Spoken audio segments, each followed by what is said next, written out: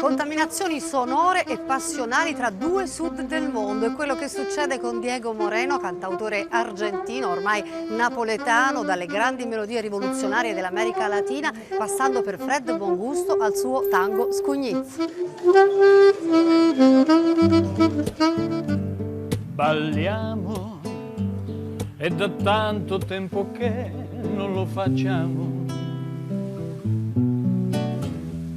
Balliamo, c'è la musica che piace pure a te.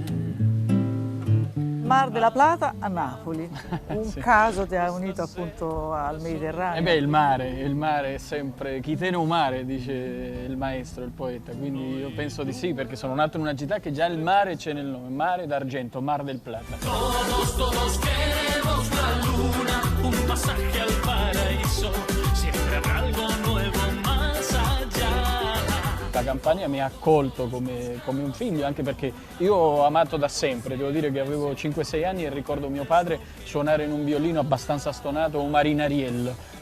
Il ritmo tanghero e la melodia della musica napoletana nel tuo tango Scugnizzo. Sì, c'è un fil rouge, c'è molta affinità e nella genesi del tango c'è proprio Napoli e poi suona molto bene, tipo tu sei una cosa grande per me, Una cosa che mi fa innamorare, una cosa che se tu guarda a me, Sei appena rientrato dall'Argentina. Sì, in Argentina ho fatto praticamente l'estate, gennaio e febbraio e parte di marzo e ho avuto modo di fare un evento importante in teatro, cantare con uno dei cantanti più importanti, Raul Lavie, cantante di Astor Piazzolla, e cantare in napoletano nell'Accademia del Tango. più lontano mi stai,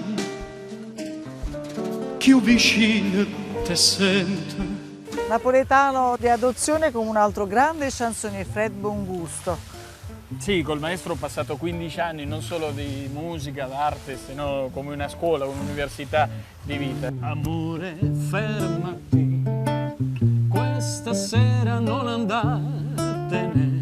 La campagna è un luogo importante che ci ha unito per l'amore verso le isole, il mare, insomma, e anche Sud America, e lui respirava sempre Sud America nelle sue canzoni. Amore, baciami, siamo soli amore, baciami.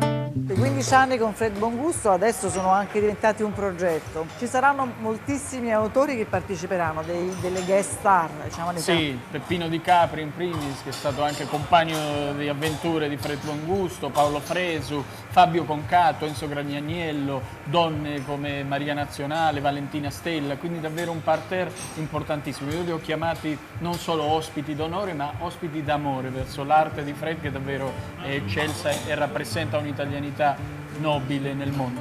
Ma non t'ho amato mai così, ma non t'ho amato mai così.